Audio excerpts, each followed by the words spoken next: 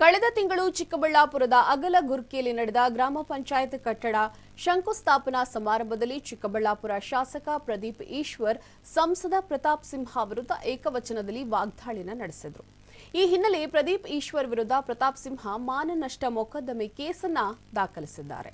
ತನ್ನ ವಿರುದ್ಧ ಏಕವಚನದಲ್ಲಿ ಅವಹೇಳನಕಾರಿ ಪದ ಬಳಸಿದ್ದಾರೆ ಅಂತ ಬೆಂಗಳೂರಿನ ಜನಪ್ರತಿನಿಧಿಗಳ ವಿಶೇಷ ಕೋರ್ಟ್ನಲ್ಲಿ ಕ್ರಿಮಿನಲ್ ಮಾನನಷ್ಟ ಕೇಸ್ ದಾಖಲಿಸುವಂತೆ ಖಾಸಗಿ ದೂರನ್ನ ಸಲ್ಲಿಸಿದ್ದಾರೆ.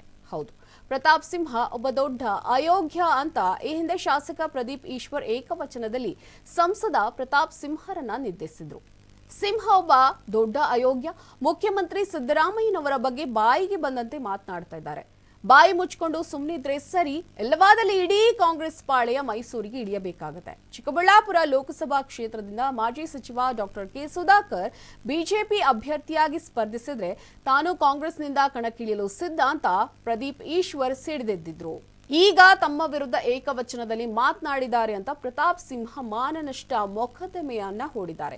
ಇನ್ನು ಚಿಕ್ಕಬಳ್ಳಾಪುರ ಕ್ಷೇತ್ರದ ಶಾಸಕರಾದ ಪ್ರದೀಪ್ ಈಶ್ವರ್ನನ್ನ ಮಾಧ್ಯಮದಲ್ಲಿ ಅವಾಚ್ಯ ಶಬ್ದಗಳಿಂದ ನಿಂದಿಸಿದ್ದಾರೆ. ನನ್ನನ್ನು ದೇಶದ್ರೋಹಿ ಅಂತ ಕರೆದಿದ್ದಾರೆ.